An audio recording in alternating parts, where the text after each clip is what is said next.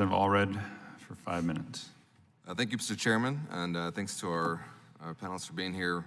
I represent Dallas, which is home to Southwest Airlines and American Airlines, two one of our best airlines here in the country, who've also invested heavily in the 737 MAX. We also have Boeing in our area, and I recognize the investment that they've made in this and the price that it's costing our airlines, the grounding of the MAX, and I also, of course, recognize what this is doing to Boeing. But I think that our role on this committee, and your role, obviously, as I know you agree, at the FAA, is that our motivation for being here is that we want to make sure that our airspace is the safest in the world, that we continue to be the gold standard. I've been asked a lot about the MAX in Dallas, and then I always say that we still are the gold standard for safety, and that we will remain that.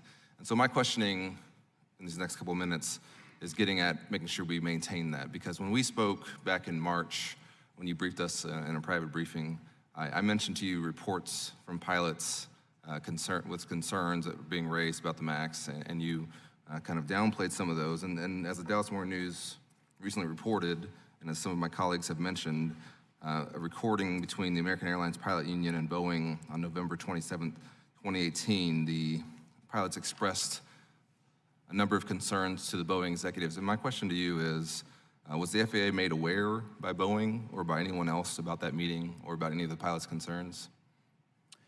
Well, thank you for that question, Mr. Allred. My first indication of that meeting was when I read about it in the article. Obviously I can't speak to a private meeting. I will tell you this, though.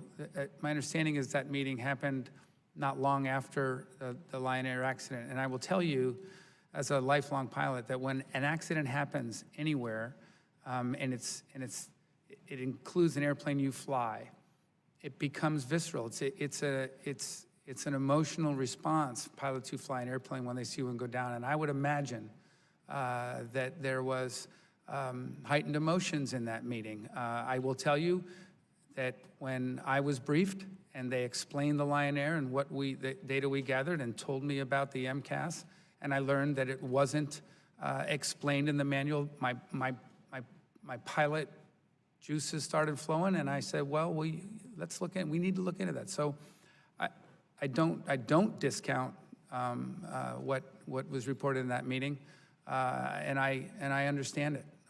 But I can't comment on it, what was said in the meeting. Okay, do you know if there were any ODA designees present at that meeting for Boeing?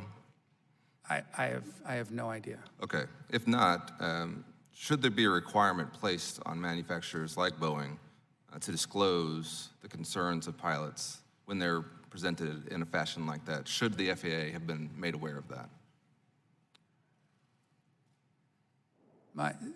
So my initial reaction to that question would be, anytime a manufacturer that the FAA has regulatory oversight over becomes aware of a critical safety item, it should be made known to the FAA.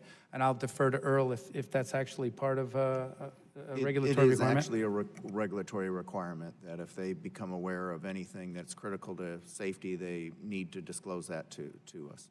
So after one crash, when a major American airline, major pilot union is expressing their concerns, that should have been raised to the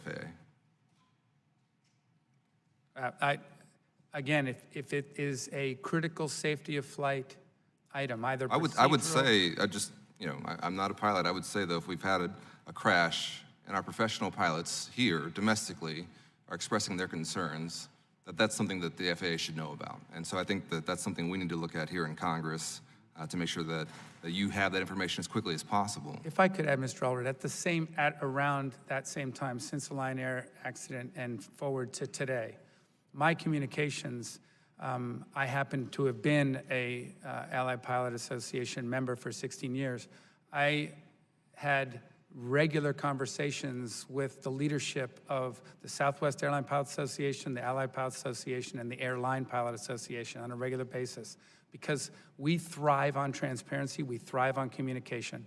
And I had regular conversations with them, including an April 12th meeting where we brought in the unions of all three of our US operators of the MAX and their flight departments.